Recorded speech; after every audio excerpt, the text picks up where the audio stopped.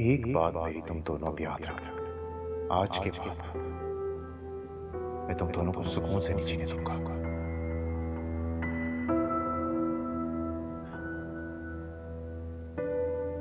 किस मुसीबत में फंसा दिया तुमने मुझे? कितना बड़ा हंगामा हो गया तो सिर्फ और सिर्फ तुम्हारी वजह से। अगर पुलिस मुझे पकड़ के ले जाती तो मैं कहां जाता, किससे मदद लेता? मैं इसीलिए तो उनसे जान छुड़ा कर आई थी। उन्हें किसी के एहसास जज्बात का कोई एहसास ही नहीं है।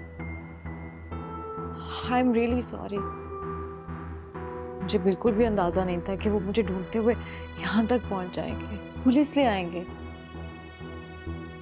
मेरी तो अपनी जान पे बन गई थी यार। लेकिन मुझे अंदाजा था कि वो लोग हमारा पीछा नहीं छोड़ेंगे। आहिल, मैं जानती हूँ तुम परेशान हो गए हो, लेकिन तुम ही बताओ मैं क्या करती। मैं किसी ऐसे शख्स से कैसे शादी कर सकती थी जिसे मैं चाहती ही नहीं हूँ, और तुम्हारे लिए वो मान ही नहीं रहते। मेरे पास कोई और चारा भी तो नहीं था। ये कदम ना उठाती तो और क्या करती। तुम ही बताओ मैं करूं तो क्या करूं? पूरी महफिल के सामने तुम्हारे भाई ने मुझे धमकी दी है, बल्कि तुम्हें भी धमकी दी है कि हमारी जिंदगी सुकून से रहने नहीं देगा। अब तो तुम्हारे भाई ने मेरा घर भी देख लिया है। कुछ नहीं होगा आहिल, इतना डर क्यों रहे हो?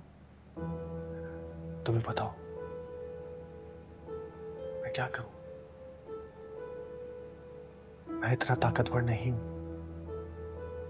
मैं एक मिडिल क्लास आदमी हूं। ना ही मेरे पास इतना पैसा है, ना ही इतनी ताकत। मैं मुकाबला नहीं कर सकता। फिक्र मत करो। देखो, अगर उन्होंने तुम्हें नुकसान पहुंचाने की कोशिश की तो हम पुलिस में कंप्लेंट कर देंगे, प्रोटेक्शन ले लेंगे।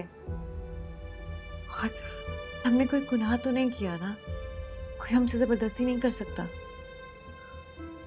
हमारा निकाह हो चुका है।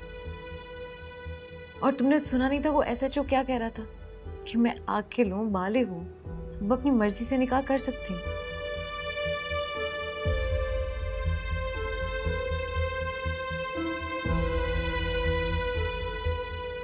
आज हमारी जिंदगी का इतना खूबसूरत है, तुम क्या ऐसे परेशानी में गुजारोगे?